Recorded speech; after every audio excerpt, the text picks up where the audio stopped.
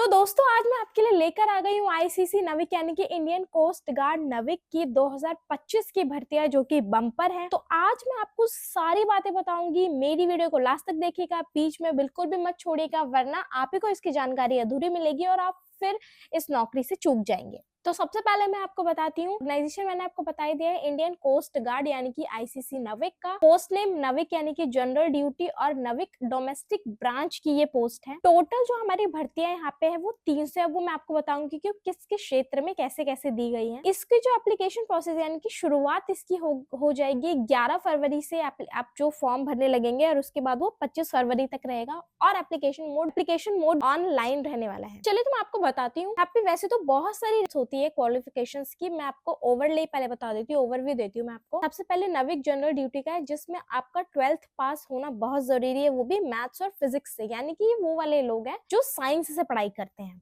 उसके बाद नविक domestic branch जिनका 10th पास होना बहुत जरूरी है फ्रॉम अ रिकॉग्नाइज्ड बोर्ड। उसके बाद मैं आपको बताती हूँ, छोड़ो, उसके बाद मैं आपको बताती हूँ यहाँ पे एज लिमिट क्या है। यहाँ पे मिनिमम एज है हमारी 18 साल और मैक्सिमम एज है 22 साल। यहाँ पे क्राइटेरिया दिया गया है जिनका जो डेट ऑफ बर्थ वो 1 सितंबर 2003 से लेकर 31 अगस्त 2007 से, ये उन लोगों के लिए, वरना लोग बहुत ज्यादा कंफ्यूज होते हैं कि हमारी ये वाला मंथ है तो हम इस चीज में आएंगे नहीं, तो वो भी मैंने आपको बता दिया है। बाकी और जो यहाँ पे रिलैक्सेशन है डेट का, वो जब आप फॉर्म फिल करेंगे तो आपको पता चल ही जाएगा। और मैंने एप्लीकेशन डेट आपको बता दी है जो 11 फरवरी से शुरू है और 25 फरवरी तक है। चलिए मैं आपको बताती हूँ कि फीस डिटेल क्या रहने वाली है। सबसे पहले जो जनरल ओबीसी ईडब्ल्यूएस कैटेगरी के कैंडिडेट्स है उनके लिए 300 है। SC ST कैटेगरी के लिए एग्जेम्प्टेड है और पेमेंट मोड हमारा यहाँ पे ऑनलाइन है। आता है स्टेज 1 जिसपे आपका कंप्यूटर बेस्ड ऑनलाइन एग्जामिनेशन होगा, जो कि स्टेज 2 हमारा होता है PFT यानी कि फिजिकल फिटनेस टेस्ट। उसके बाद आपका डॉक्यूमेंट वेरिफिकेशन होता है। इसमें क्या होता है कि आपको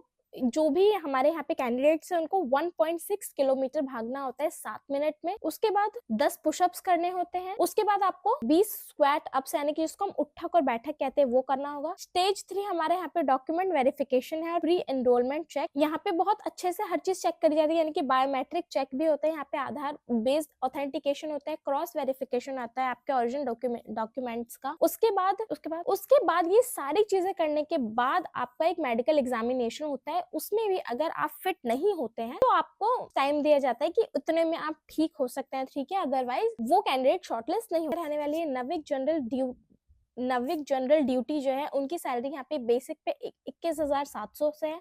उसके बाद आपको DNS अलाउंस और अदर अलाउंस भी मिलते हैं आपके पोस्ट के हिसाब से।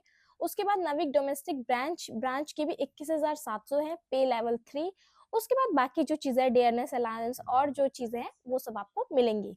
उसके बाद प्रमोशनल प्री रिक्विजिट्स में आपका आ जाता है फ्री राशन, क्लोथिंग, ये सब जो भी रूल्स के हिसाब से, जो भी मेडिकल ट्रीटमेंट वगैरह है, 5 ऑन लीव है, 8 डेज कैजुअल लीव है, ये सारी चीजें आपको मिलती है। कैंटीन फैसिलिटीज जो आपको मिलती है, contributory pension scheme, insurance cover, ये सारी चीजें इसमें आता है। जब आपको ये जॉब मिल जाएगी, जब आप फॉर्म फिल करने जाएंगे तो आप सारी चीजें वहां ध्यान से पढ़ लीजिएगा। एक चीज मैं आपको बताना चाहती हूँ, बहुत सारे लोगों को इसमें थोड़ी सी प्रॉब्लम रहती है। आपको मैं बता दूं मेडिकल स्टैंडर्ड क्या रहने वाला है। यहाँ पे आपका जो हाइट है वो रहने वाली है 157 सेंटीमीटर्स, जो और उसके बाद जो उसकी कम भी होती है उनके लिए जगह दी हुई है। मतलब अगर किसी की इससे कम हाइट है, उसके बाद जिनकी जो 157 सेंटीमीटर से भी जिनकी छोटी हाइट होती है उनके लिए कुछ जगह दी हुई, वो वहाँ की डोमिसाइल्स उन लोग की होनी चाहिए, जैसे कि मणिपुर, त्रिपुरा, गढ़वाल, सिक्किम, लोकल ट्राइब्स जो होते हैं।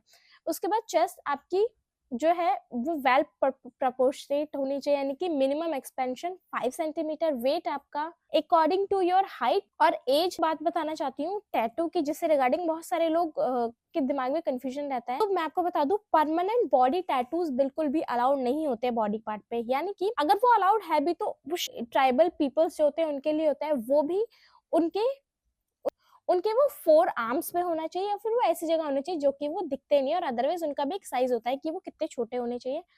बाकी मैं आपको बता देती हूँ कि यहाँ पे एग्जाम आपका कैसे होने वाला है। आपके नंबर ऑफ एग्जामिनेशंस 2 होंगे। सेक्शन 1 में आपका आएगा, यानी कि मैक्सिमम मार्क्स आपका होगा 60, टाइम आपको दिया जाएगा 45 मिनट और टोटल नंबर ऑफ क्वेश्चन में 60 होंगे, जिसमें से आपका सब्जेक्ट वाइज होगा maths 20 marks, science 10 marks, English 15 marks, reasoning 10 marks और जीके 5 मार्क्स। पासिंग मार्क्स मैं आपको बता दूं क्या क्राइटेरिया रहने वाला है। यूआर ईडब्ल्यूएस ओबीएस कैटेगरी के लिए पासिंग मार्क्स 30 है और एससी एसटी कैटेगरी के लिए पासिंग मार्क्स 27 है।